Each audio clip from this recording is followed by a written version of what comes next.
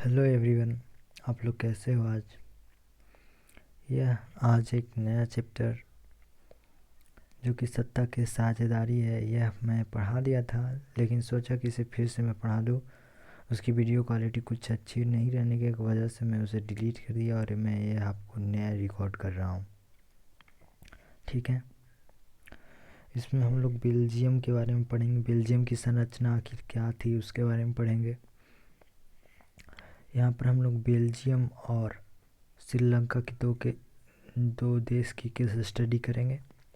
चलिए हम देखते हैं, स्टार्ट करते हैं। बेल्जियम यह एक यूरोपीय देश था। इसकी राजधानी थी ब्रुसेल्स। इसकी सीमा थी फ्रांस थी, नीदरलैंड थी, जर्मनी थी, लग्जमबर्ग थी। आप इसको FGLN ऐसे भी याद कर सकते हैं। FGLN थी। ऐसे पूछता नहीं है, लेकिन अगर माइंड में रखिएगा तो एक बार थोड़ा अच्छा कन्वीनियंट रहेगा, आप ही के लिए सुविधा होगा। नेक्स्ट है आबादी। इसकी आबादी जो आज हमारे हरियाणा राज्य है उसकी आबादी से करीब आधी थी, I mean 1 करोड़ थी। उसके बाद फिर क्षेत्रफल देखते हैं, जो हरियाणा राज्य से भी छोटा है, वो एक देश है। ठीक है, यहाँ की जातीय बनावट किस प्रकार से है, अब उसके बारे में हम लोग ध्यान से देखेंगे।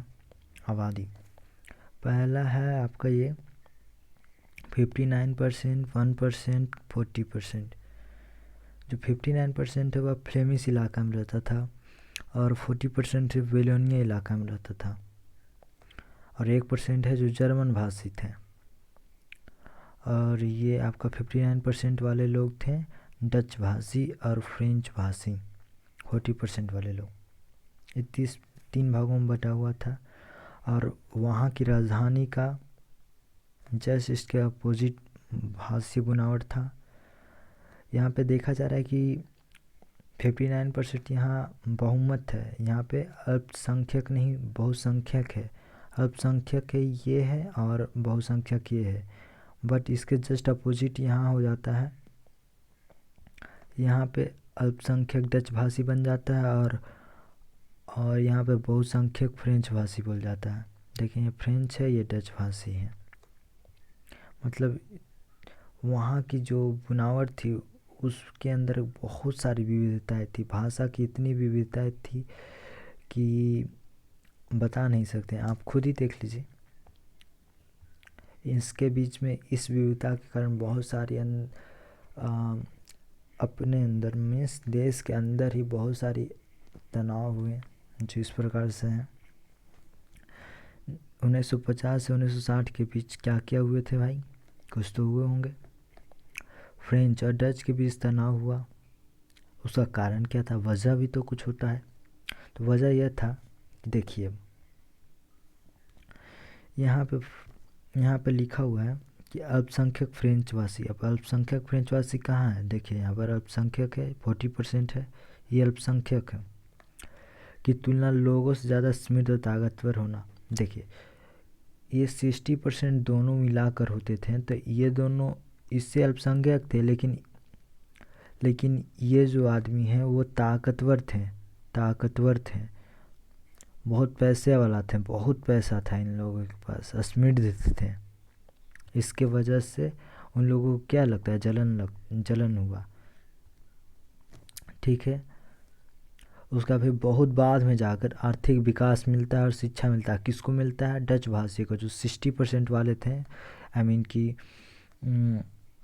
59% वाले लोग थे, उन लोगों को बाद में जाकर आर्थिक विकास और शिक्षा का लाभ मिलता है, जिसके वजह से उनके अंदर नाराज़गी आ जाती है। क्यों नाराज़गी आ जाती है, क्योंकि वह 40% ही लोग थे, लेकिन वह हमसे ज़्यादा बेहतर थे, और ये 59% थे, लेकिन हम उनसे कम थे। इसके वजह से उनके अंदर नाराज़गी उत्पन्न हुई थी और ये वह आपस में विद्रोह करने लगे थे एक दूसरे के साथ। ठीक है। अब यहाँ पर एक एनसीईआरटी बुक में ये क्वेश्चन आया हुआ है 1 नंबर में, सैम्पल पेपर में शायद दिया हुआ था, हम अच्छा से नहीं पता लेकिन दिया हुआ है कहीं हम देखे हैं कि एथनिक से आप क्या समझते हैं। आगे भी संघवाद वाले चैप्टर में हम जाएंगे जब, तो देखेंगे कि एथनिक के बारे में बताया गया, एथनिसिटी, जातीयता। एथनिक का मतलब होता है कि कोई भी जैसे एक समाज होता है वह संस्कृति के आधार पर बांटा हुआ होता है, ठीक है। अब संस्कृति कैसे हम कहते हैं कि जैसे बिहार का एक मिथिला जगह है, उसका अलग संस्कृति है, मगध एक अलग संस्कृति है, उसके बाद फिर गुप्त वंश का अलग संस्कृति था, सिंधु घाटी सभ्यता का अलग संस्कृति होता है, वही एक संस्कृति होता है, ठीक है। देखते हैं अब इसके बारे में है कि ये क्या। ऐसा सामाजिक विभाजन जिसमें हर समूह अपना अपना एक समूह होता है, अपनी संस्कृति, इसका अलग संस्कृति, इसका अलग संस्कृति, इसका अलग संस्कृति, यह है विक्रमशिला संस्कृति, इसका मगध का संस्कृति, यह है मधुबनी संस्कृति, तीनों का अलग संस्कृति हो और ये तीनों का अलग अलग संस्कृति माना जाता है। वही यहाँ पर बता रहा है कि ऐसा सामाजिक विभाजन जिसमें हर समूह अपनी संस्कृति को अलग अलग मानता है, यानी कि यह साझी संस्कृति पर आधारित सामाजिक विभाजन है, ठीक है। आज के लिए इतना ही है मेरा फर्स्ट वीडियो में, और नेक्स्ट वीडियो में हम देखेंगे श्रीलंका के बारे में, आखिर श्रीलंका क्या है, श्रीलंका की संरचना कैसे है, और भी बहुत सारे बातें के बारे में जानेंगे, ठीक है। धन्यवाद, थैंक यू। अगर कोई प्रॉब्लम हो या फिर कुछ समझ में नहीं आया हो, क्वेश्चन भी हो, नोट्स लेना हो, तो व्हाट्सएप पे ग्रुप पे आप लोग ले सकते हैं। और फिर कोई भी अगर प्रॉब्लम रहा तो आप कमेंट ज़रूर कीजिए, लाइक ज़रूर कीजिए, सब्सक्राइब ज़रूर कीजिए, ताकि आपको नए नए अपडेट्स मिलते रहें। धन्यवाद।